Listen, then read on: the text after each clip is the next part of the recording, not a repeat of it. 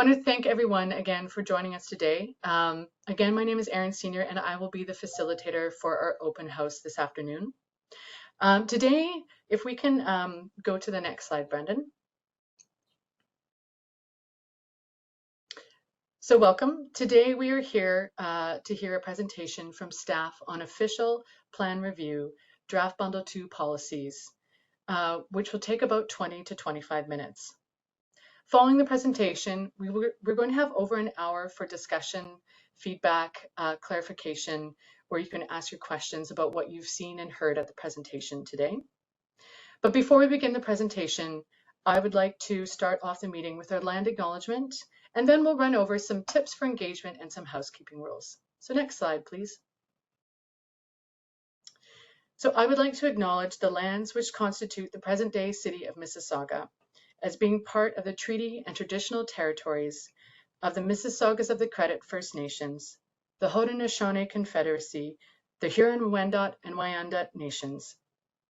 We recognize these people and their ancestors as people who have inhabited these lands since time immemorial. The city of Mississauga is home to many global Indigenous peoples. And as a municipality, the city of Mississauga is actively working towards reconciliation by confronting our past, our present, and providing space for Indigenous peoples within their territory to recognize and uphold their treaty rights and to support Indigenous peoples. We formally acknowledge our Anishinaabe origins of our name and continue to make Mississauga a safe space for all Indigenous peoples. Thank you again. So Brendan, on to the next slide. So let's briefly go over our agenda and why we're gathered here today. Today, our presenter will give a brief explanation of what stage we are at in the official plan review process, as well as go over an overview of what an official plan is. From here, we will move on to what policy area topics are covered within Bundle 2: transportation, community infrastructure, cultural heritage, economy, and employment areas. Following the presentation, as I mentioned earlier, we're going to have over an hour for discussion. So this is where we can answer questions about the information that you've seen and heard today. And now I'd just like to move on to our housekeeping and our tips for engagement during this webinar meeting. So Brendan, can you move to the next slide, please?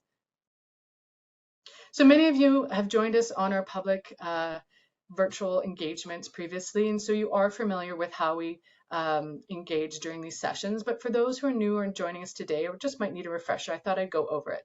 So we do have a chat function today. So you can chat to everyone, and I do ask that you select everyone so we can see the questions and the dialogue that's happening.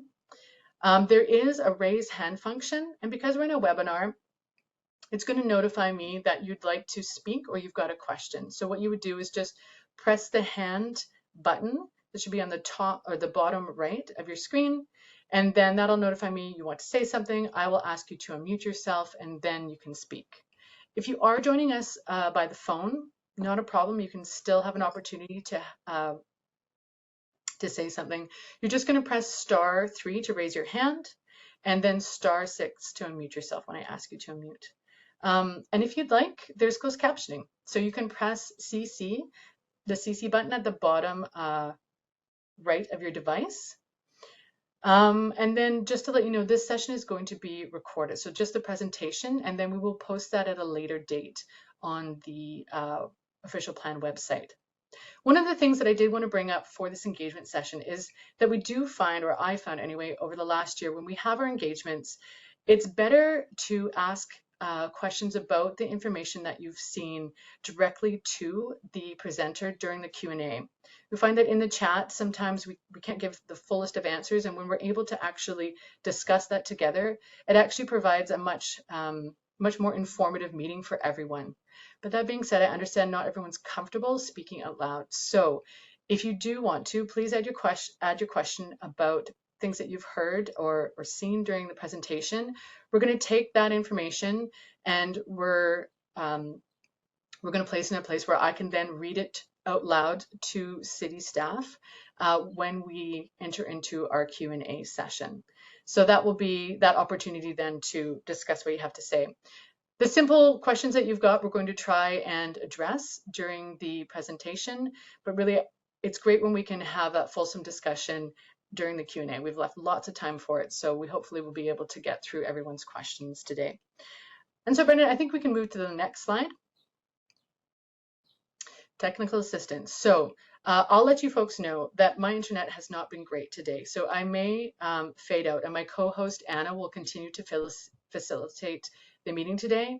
And likewise, if you have any challenges with your internet connection, you can't get on the WebEx properly, please feel free to call Amy. So her number is 905-615-3200, extension 5368. Or you can message in the chat and Amy will get in touch with you and try to help you facilitate and fix the issue that you've got. So if we can move on to the next slide. So this is kind of my favorite slide. I like to get an idea of who is in the room and who's joining us tonight, or sorry, this afternoon. So if you can just take a moment and identify yourself. You might say that you're a developer, you might be a planner representing a specific planning firm, you could be a resident association, could be a student from a government agency, and just say hi. Say, hi, I'm so-and-so from such and such organization, or hi, I'm so-and-so and I'm a resident in Mississauga. So hi Moa, it's good to see you again. I'll just give you guys a couple seconds just to introduce yourself, because I know you can't see anybody else who is actually on the call today, so it's just good to create a friendly atmosphere for everybody. So as we've got, hey Nicole, thanks for joining. It's good to see you. Oh, look at there, we've got great people coming on. So again, feel free just to type in the chat really quickly, just say a quick hi. Great. All right, we've got some good links in here. Moa's great. All right. I'm going to move on to the next slide, but again, folks, continue just to add your hello into the chat, and then we can kick off the rest of the presentation. So Brendan, if you move to the next slide. So I wanted to introduce our presenter today. We're lucky to have Charlene Beovo with us today. She is planner extraordinaire. Charlene is a registered professional planner with over 25 years experience in both the private and public sector in BC, Alberta, and Ontario. So she's got a wide breadth of experience and knowledge. And she's been working on a variety of policy projects at the City of Mississauga within our planning and building department in the City Planning Strategies division. But she is currently the project lead for the Mississauga Official Plan Review. So Charlene, I'm going to pass the baton over to you right now, and Charlene's going to go through the presentation today, and then afterwards we'll have lots of time for Q&A. So Charlene, on to you. Great. Thank you so much, Erin. Welcome, everyone. So glad you're joining us today. Next slide, please, Brendan. So I want to talk a little bit about where we've come from and where we're at in the review process. So the review started in 2019, and there have been multiple consultation points during part 1 and 2 of the OP review, where we shared our key policy themes, we discussed some of the provincial and regional conformity requirements, and we identified the policy gaps that we find in our official plan. So right now, we're presently in part 3 of the review process. We're sharing draft policies with you that consider all the information and comments we've gathered previously. We're now asking you to help us refine the draft policies. Let us know where you agree with the policies and where you think more work can be done. Eventually, we'll get to part 4, and we'll bring all the policies together in one entire draft document, and we'll request final comments at that time, hold a statutory public meeting, and once it's finalized and approved by City Council, we'll submit the official plan for approval to the Region of Peel. But we have a little ways to go. Next slide, please. We're releasing policies in bundles just to make it easier to have focused discussions on complex policy topics. In March of this year, we held a virtual open house for Bundle 1, and we covered topics, the growth management and city structure, environment and climate change, and urban design. And today we're going to focus on policy Bundle 2. Next slide, please. Before I get into the details of OP policy, I'm going to briefly explain what the official plan is and why we need one. We don't all work with the official plan and may not be familiar with its breadth. And when I say official plan, I may occasionally say OP. It's just easier to say. So the official plan contains the framework and long-term vision to direct growth and development today and in the future. The new OP will consider population and employment growth 30 years out, so that takes us to 2051. OP policy addresses all aspects of city building, including housing, transportation, environmental protection, infrastructure, cultural heritage, the economy, and land use. The OP policies not only shape the built environment, they also have impacts on the way we live, how we choose to commute, where we spend our time, and how we grow in the city. Next slide, please. As we review the official plan, we have 4 guiding objectives to help us make the OP more streamlined and strategic. Of course, we need to conform to and be consistent with provincial and regional policy. We also want to align with all of the city master plans and strategies. We're looking to simplify OP policy overall.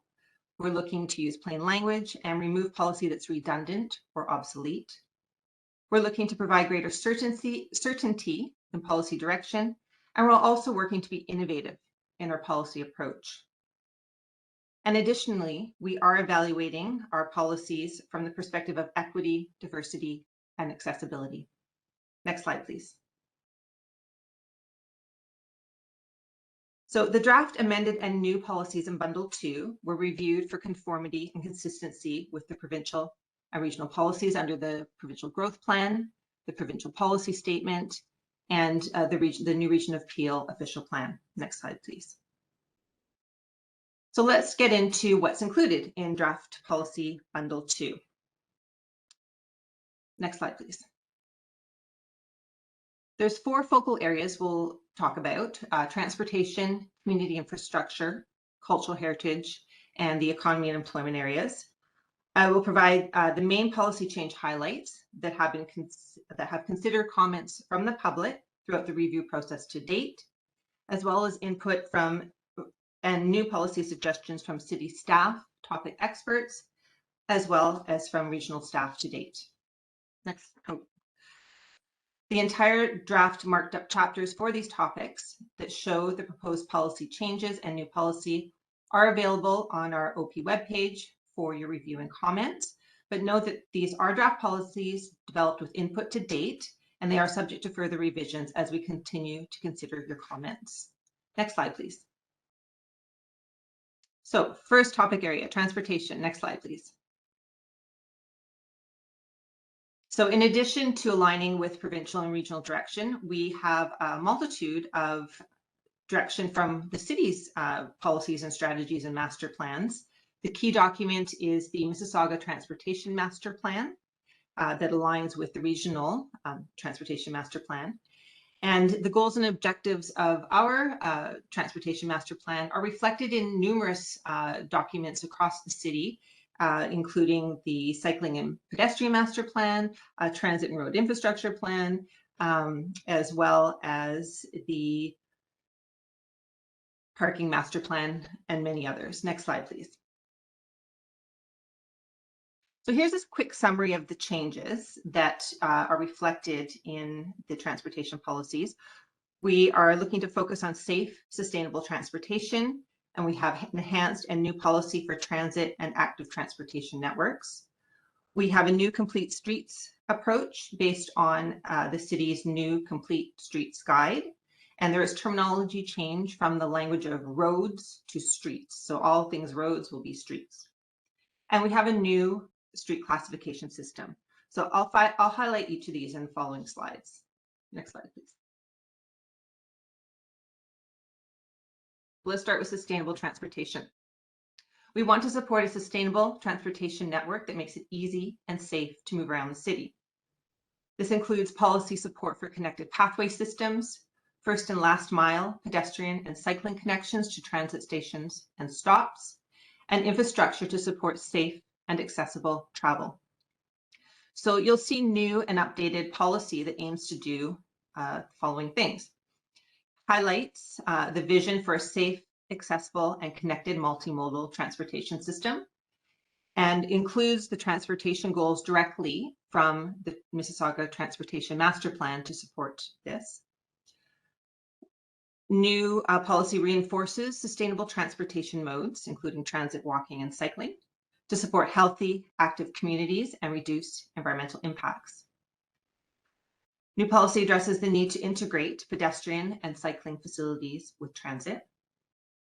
And new policy supports the updated city structure by noting that future growth in the city will focus around transit, and that transit supportive development that is compact, pedestrian oriented, and mixed use will occur around major transit station areas. We also highlight the existing and planned major investments in higher order transit that support the city's transit priority. So of course that includes the Mississauga Transitway, the Huron-Ontario Corridor Light Rail Transit Line, and the Dundas Corridor and Lakeshore Corridor Bus Rapid Transit lines.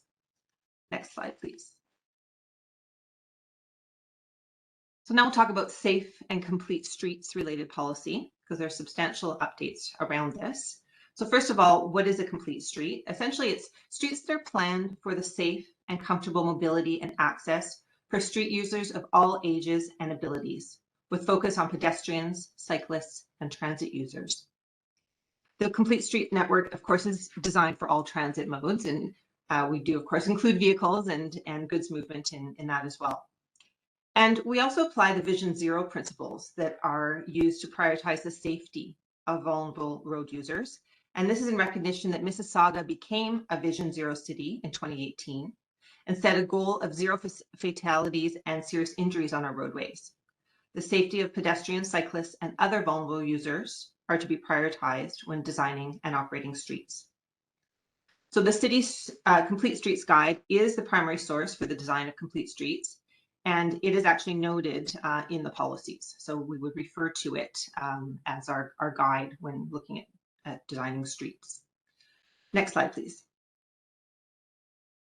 So this is a sample of the actual policy that's proposed, and noting that we will use a complete streets approach in the planning, design, and rehabilitation and maintenance of new and existing streets, and that it's based on the city's street classification system. So that's a new thing too. So next slide. The new street classification system. So this is where it gets fun. So it's addressed through policy, and it will be addressed through mapping as well, but that's coming in the future. So the new policy introduces a hierarchy of 14 street classes that consider a street's function. So whether it's an arterial, major or minor collector, or a local road or street, and where it's located in the city, be it in a strategic growth area, neighborhood, or a general employment area. So streets will have different characteristics depending on their function and their place.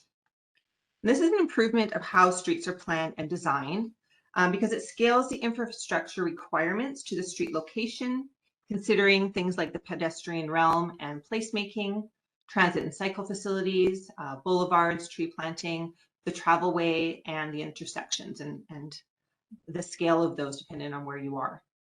So for example, a major collector street in a strategic growth area, such as Streetsville, may be designed to move medium to high volumes of people, be highly transit and active transportation supportive, and be a vibrant mixed-use destination street. And in comparison, the same kind of street, a major collector in a general employment area, would be more focused on accommodating frequent large vehicles and goods movement, priority bus lanes, and perhaps landscape frontages. Next slide, please. Okay, so that, oops, we're flying through. Thanks, friend. So that concludes the transportation highlight. So let's get into the cultural heritage and community infrastructure. Next slide, please. And again, we're aligning not only with provincial and regional guidance, but we have our own city direction around the Cultural Master Plan, the Cultural Heritage Landscapes Project, and Cultural Districts Implementation Plan. And those are all recently completed things. Next slide, please.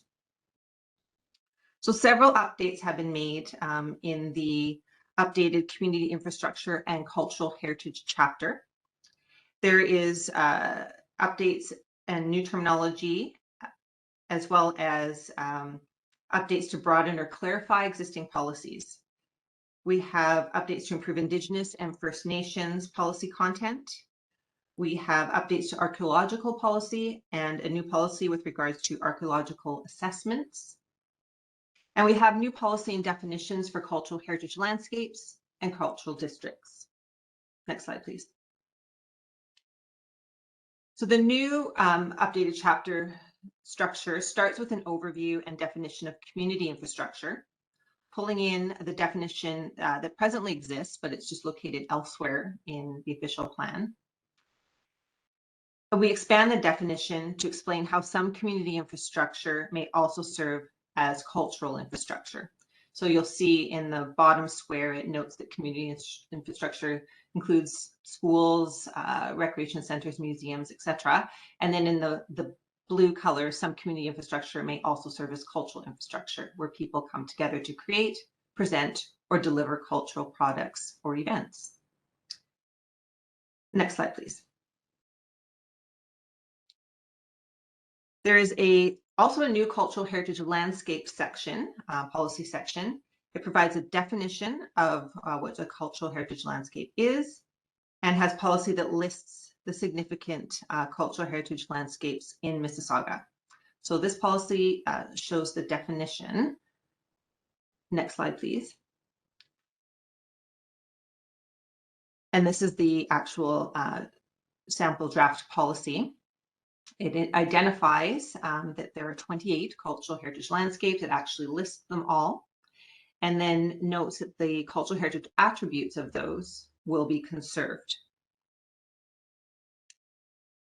Next slide, please. So the cultural heritage attributes, this is just a little sample. Each of the landscapes have their own page or pages of heritage attributes.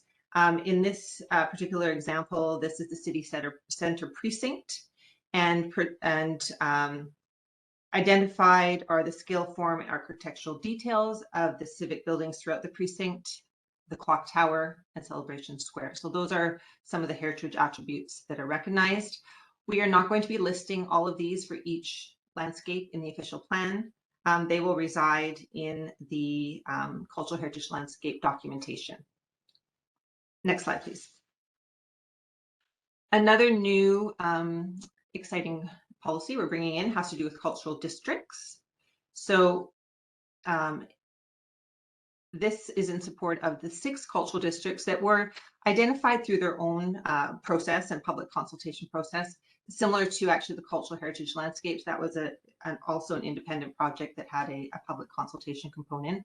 So we're now just pulling in the policy support for these important matters. And cultural districts are well-recognized mixed-use geographic areas that attract people because of their high concentration of cultural facilities and activities. So next slide, please. This is the actual policy that is in support of the strategic focus of arts and cultural development within cultural districts, and identifies what they should encourage. So for example, a vibrant, inviting, and animated public realm, heritage interpretation, which highlights the neighborhood's history and strengthens its identity, and representation of the art, culture, and history of Indigenous peoples. That's a few points from that policy. Next slide, please. Okay, so that concludes an overview of the cultural heritage aspect. So now we'll talk about the economy and employment area policy section. So this is the third and last topic I'm covering today. Again, we're aligning with provincial and regional direction, but also we have a new economic development strategy. The city's economic development strategy provides guidance for updates as well. So we're aligning with it. We're updating the city's high growth sectors.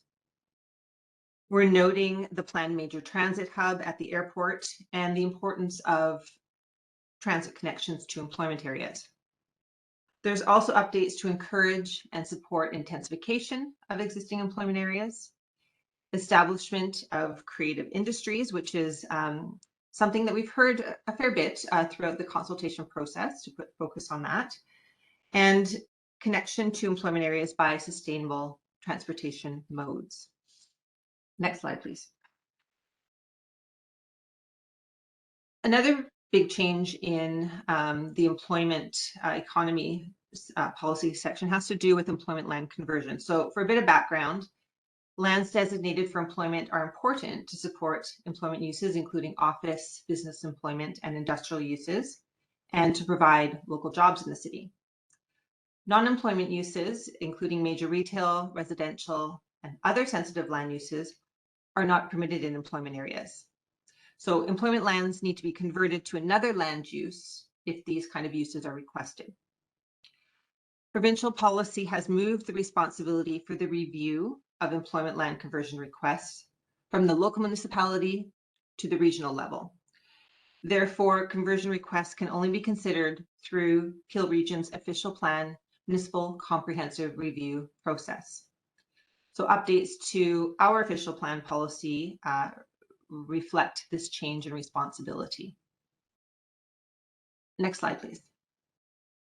And the final policy change is meant to clarify intent of two types of employment areas that already exist. We're really just changing the name and we're putting a bit more description around what is intended. So the new office center employment areas name notes that office centers are strategic growth areas, and following the urban growth center are the primary location for major office.